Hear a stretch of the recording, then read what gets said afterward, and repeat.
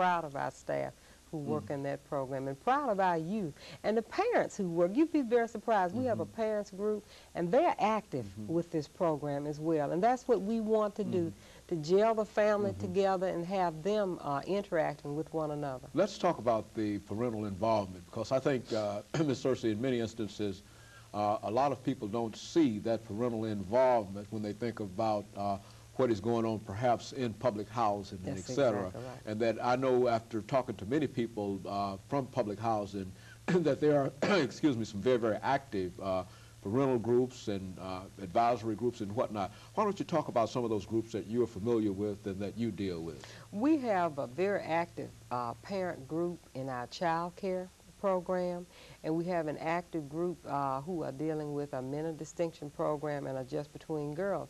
Our parents are working with this, and when we say family, I think we have a wide view of what family is. We're talking about a mother, perhaps. It might be an uncle. There may be no father in the home. There may be a father in the home. But there's an uncle, there's somebody in that home who can be a role model for those children. And then we're talking about the black family is community family as well, because we have black male involvement in this program. And there were men and women who went with the youth to side by side clean up with them after the hurricane. And it was great because for some of the people who were coming from the housing project, this was their first time to see the ocean, as well as the children to see the ocean. And for them to have that experience together is wonderful. It's sort of like growing together as a family. Very good. Now, let's talk about some of the funding for some of these programs. I know that you're always actively looking for additional funds and whatnot. But yes, we are. Let's talk about your major source of funding and what some of the things that you're attempting to do in order to increase your funding. Yes, it takes a lot to do this. To take a group of kids to order a meal for the first time out of a hotel, you know, perhaps in an area like Washington, D.C. It takes a lot of funds to do this. And this is what we're trying to do, get as much exposure for our youth as possible. And we are getting ready to do an art show, which we very much like the public to support us. And this is a way to get some beautiful art and at the same time support the children and youth and families at Bethlehem Centers of Nashville. Our art show will be on Saturday, August the 29th, from 10 to 5 p.m. And it's going to be all kinds of art, ceramics, jewelry, paintings, with artists that you're familiar with, like Ted Jones and Harold Krause, Greg Ridley, Earl Hooks, Dolores Harris. All of these individuals are working with us. There's a Black Artists Association in Nashville who's working with us as well. On the Friday night before, at Northern Telecom is hosting a black tie dinner for us, and we're very excited about this. And there are many art collectors in Nashville who collect art who are giving us a piece of art from their homes, and we're going to be auctioning it at this dinner.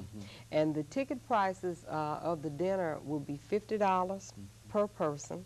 And it's going to be a very lovely dinner with violin music, and it's just going to be great. And then on the Saturday, there's no admission to the art show, and people can stroll through, you know. It's going to be a family affair.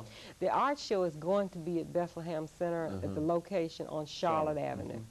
Very good. And so you've got all of these things planned, and this is viewed as one of the many methods of trying to increase the funding sources. What are some of the other funding sources for Bethlehem Center? Well, you know, we are a mission agency of the United Methodist Church, and this is what we see ourselves doing, you know, working hand in hand with the church to do mission work in the community.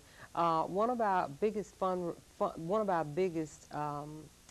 sources of funds, too, is United Way. So we get United Way funds for many of our programs, the literacy program, the child care program, seniors and youth programs. We get funding from Department of Human Services for our child care program.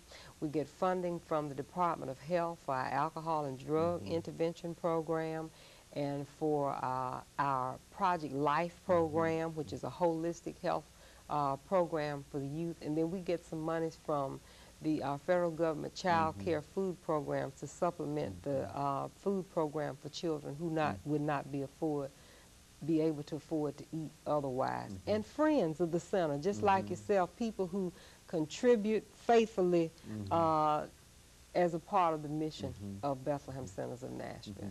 And so there's a whole array of programs that you're dealing with.